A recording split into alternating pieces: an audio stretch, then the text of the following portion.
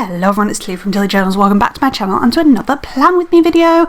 I am planning the week of the 2nd to the 8th of December in my A5 wide Tilly Journals vertical inserts, which is my shop, using this punk rock Christmas kit from Plannerface with art by Clip Art Kits, and I am obsessed with how this comes together. It's such a different Christmas kit and I love it so much. So yeah. Foil wise, I am using Scribble Prints Co. black foil, and yeah, I am also using solid purple underlays from my own shop.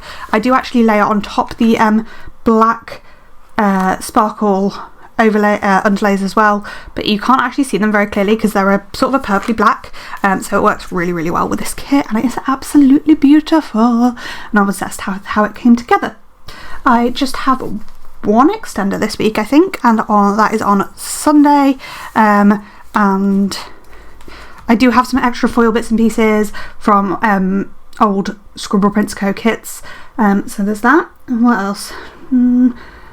They just want to give a little trigger warning in this video. Our family friend, if you saw my last video, who got very poorly last week, does actually die this week, so I will be mentioning that on the day it happened, but it will be quite a quick mention because I talked about it quite a lot in last week's video, so if you don't feel up to listening to that, that's fine, but yeah, anyway. So I was really struggling with my brain health this week, so I have marked that in the sidebar. It didn't obviously help that a close family friend died, but yeah. I also finished 2 books which I am going to get into chatting about, and they were both 4.5-star reads, so they were both strong contenders, which we like.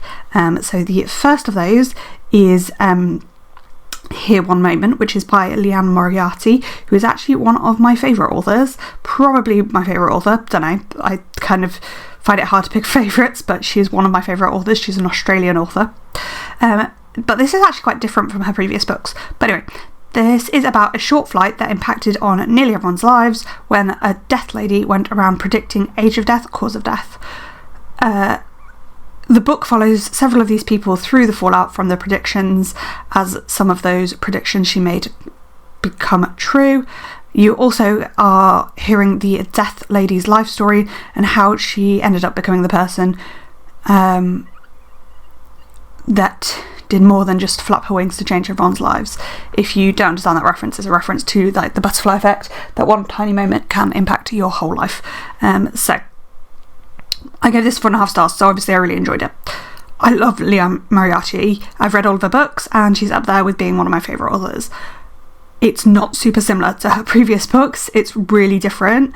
It's still an absolutely fantastic read, and it's still very much a slice of life, which is a sort of story she writes before and after a big event, and has aspects of mystery, but it just hits quite differently to her other novels. So you might have heard of Leanne Moriarty because of Big Little Lies or Truly Madly Guilty. They're her famous 2 books, and Truly Madly Guilty, Little Big Lies has been turned into a TV series. So I really enjoyed getting to know different passengers and their background. I love sitting in a public place and like wondering what other people's lives are like, and that is sort of part of this book, which is really nice.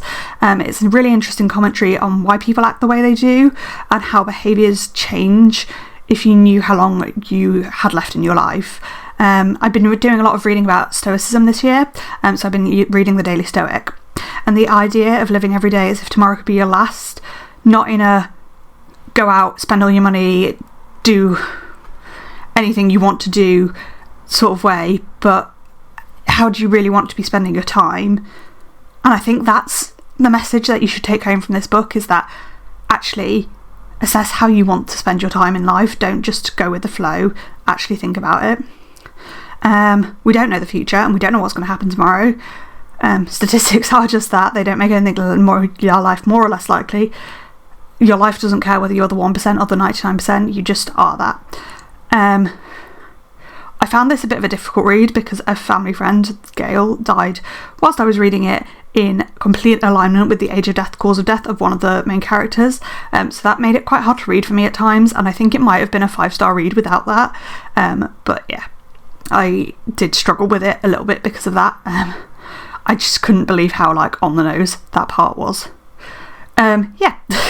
So that was my first 4.5-star read. My other 4.5-star read of this week was The Very Secret Society of Irregular Witches by Sangu Mandana, I think is how you say that.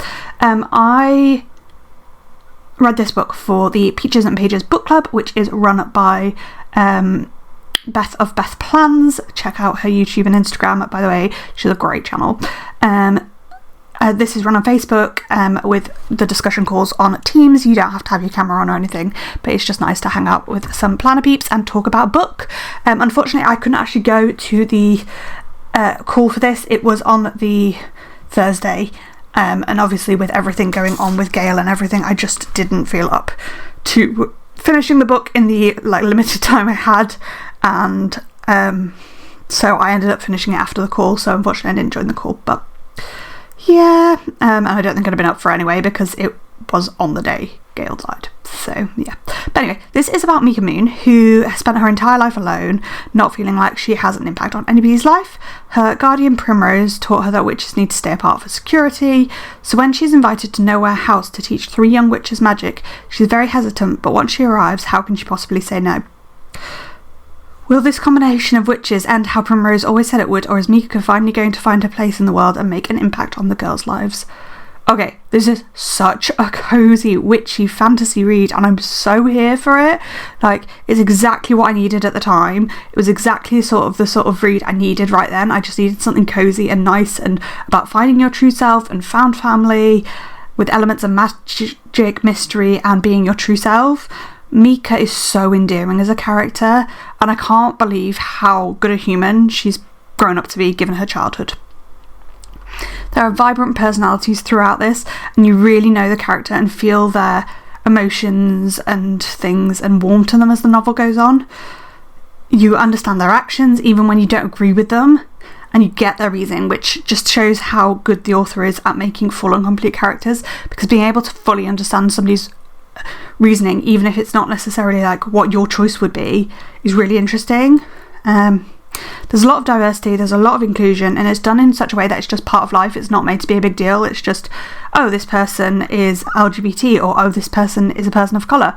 And yes, there are some references to them being a person of colour and how that impacts on their life, but it's just done as part of life, when I think quite often in certain people's books, diversity can be thrown as is a bit of token diversity, whereas this isn't. It's just actually part of life. It's not made into a big thing. The reason this didn't get 5 stars from me was there was a weird bit of steam, and it felt out of place and unnecessary and didn't really fit in with the rest of the book.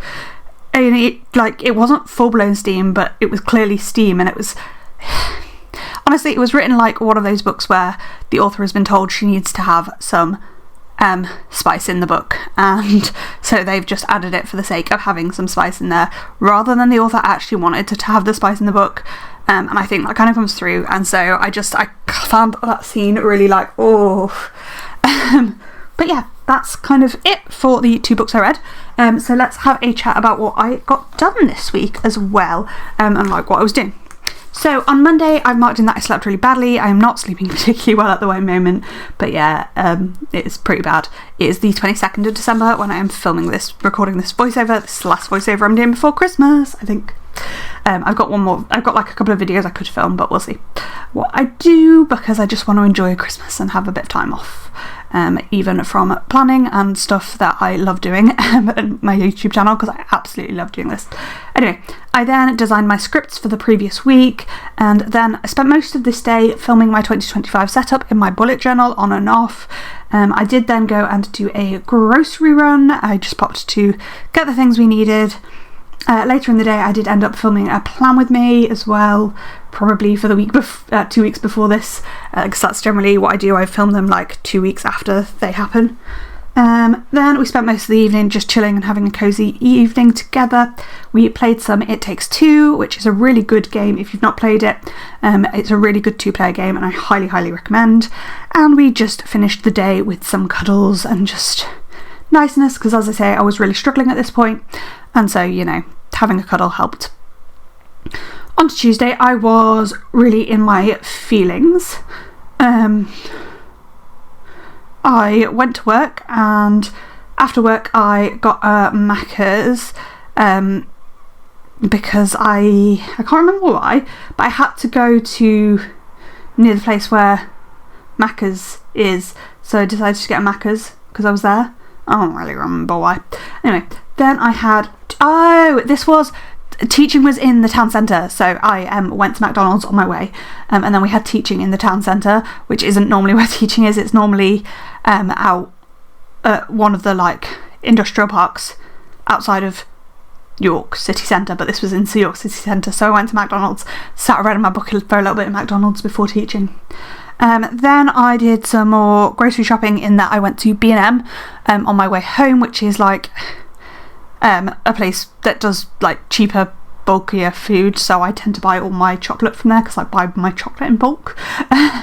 So I went and did that, and then in the evenings it was guides and we were doing Christmassy things with some of the new brownies there. So there was that, and then when I came home we did some reading to bump. On to Wednesday, I did some odd jobs in the morning, and then I had a long nap. I was really, really tired. I was just absolutely knackered, so I had a long nap. Then I did some tidying with Soshi and lots of rest. Then I had an appointment with Rebecca, my care coordinator. It was fine. There was nothing really to report about that. It was an appointment. Then I folded the laundry up, finished getting that tidied away. Then I was doing some reading of the Very Secret Society of Irregular Witches, and we watched some This Is Us to finish out the day. First thing, Thursday morning, we found out that Gail had died. My mum had actually been messaged in the very early hours of in the late evening on Wednesday, and decided not to tell us till the next morning to try and let some of us get some sleep, because she was a close family friend. I was really, really sad about it and struggled with the day, unsurprisingly, as a result. I was at work and I had really bad muscle pain and muscle aches all day, which is called myalgia, muscle pain and muscle aches, so I've just marked in that I had really bad myalgia. I was really low and really sad about Gail and just struggling in general as well. So we had a snuggle and a chat when I came home about everything, and then I did some memory planning to try and slightly distract myself but also let myself feel on my feelings. On to Friday, I was again at work. I was still in my feelings and very sad about Gail, and just, to be honest, being down is the theme of these few weeks here. Then we got referred a patient who ended up getting intubated and ventilated because of a nosebleed. It was rough. So there was that. Then it meant I was late home from work, so when I got home it was about the same time Soch got home, and we decided to have a shower together, which was very nice. Then we did some reading to bump, and again I just did some memory planning in the evening, again just to try and feel my feelings but not too much, look after myself, self-care, that's sort of what I'm going with. On to Saturday, I started off the day by making a planner, and then I wrote some book reviews. I tried to work out my maternity leave and maternity leave admin, which was really, really baffling and really confusing, to be honest with you. I then spent quite a long time preparing printables to be print and cut from Lina Designs that I'd got on Black Friday. Just changing them to A4 paper rather than American size letter size paper, and also just putting the add-ons that I'd use onto one page rather than having to print 3 pages of add-ons. Then I did some of my goal setting for 2025 goals and started decorating the house for Christmas. We were meant to get our tree this week, but we didn't get it till the next week, and we didn't decorate it till the week after, so didn't do great with finishing that. But we do have a fake tree as well, which we did put up this day. While we were doing that, I was also on Sophie's TikTok live, which it was the end of her Jingle and Joy sale. That is Rhymer Made is her shop name. She's Rhymer Plans on Instagram as well. It was a lot of fun. It was such a nice live to be a part of, and there was a raffle and I did win a few prizes, which was nice. I had bought quite a few raffle tickets, but yeah, after I'd won a couple, I said don't put them like redraw because I'm embarrassed, and not because I'm embarrassed, but because like I want to give everyone a bit more of a chance to win. So I was glad I was on the live to be able to do that. I'm really pleased with the prizes I got, and you will see those in my December January haul, which will be out in February, which is going to be massive because it's got my Black Friday orders in. I'm looking at the stack I already have, and I'm expecting my American Mall box hopefully before that, so it's going to be a lot. Moving on to, and then I just marked in that I was really down, because what's this week if I'm not really down? So on to Sunday, I did some memory planning to start the day, again just trying to do some stuff to look after myself, designed scripts for the current week because sometimes I like to do it on a Sunday ready. Then I did some more goal setting, punch and coiled a planner, read to bump, then read some of Across the Line. So I'd finally finished, well not finally, I'd finished the Very Secret Society of Irregular Witches, and I went back to Cross the Line, which I will talk about in next week's video. But spoiler alert, I really didn't enjoy it, and it took me a long time to read. And then I printed and cut the printables that I'd prepped the previous day from Lina Designs.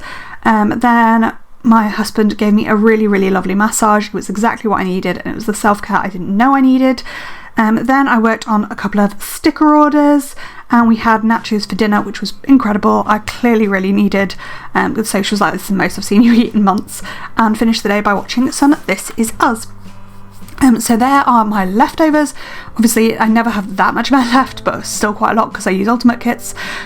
There is the gorgeous, gorgeous foil wiggle. I love how different this is from other spreads. I hope you enjoyed this video. Comment, like down below, all that kind of jazz, and I will see you in the next one. Thanks for watching. Bye!